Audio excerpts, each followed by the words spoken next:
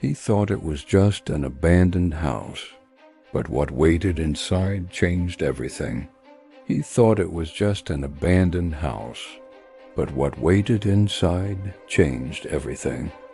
Have you ever felt a place calling to you, even when every instinct screams to stay away? That's what happened to John back in 2008 on the outskirts of Chicago. There was this old abandoned house. Locals whispered that anyone who dared to go inside never came out the same. But John, driven by curiosity, had to see for himself. As he got close, a freezing wind whipped around him, strange for a summer day. The front door was already ajar like an open invitation. The moment he stepped inside, the air grew heavy, and the floor seemed to grab at his feet.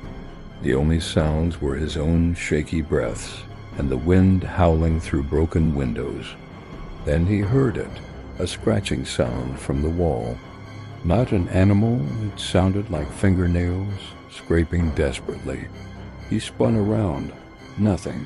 But on that same wall, a shadow was slowly creeping along. It wasn't human-shaped, but it felt alive. He tried to rationalize it, maybe a trick of the light, but there was no light source.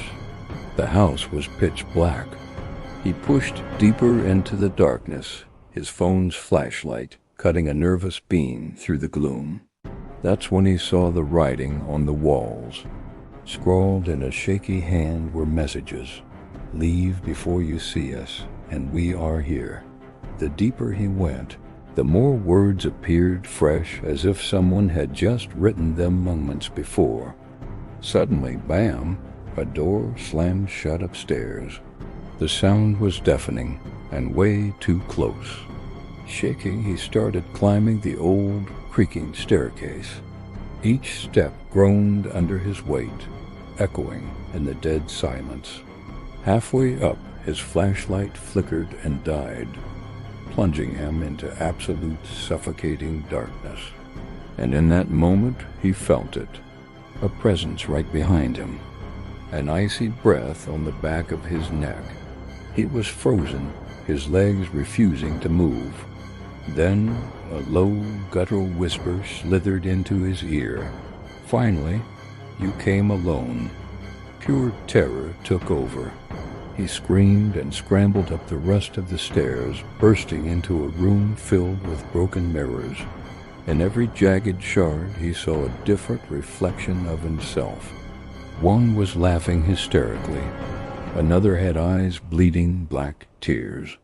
One stood with its back turned to him. But in the largest central piece of glass, it wasn't him. Something else stood in his place. It was tall, shadowy, and had no face.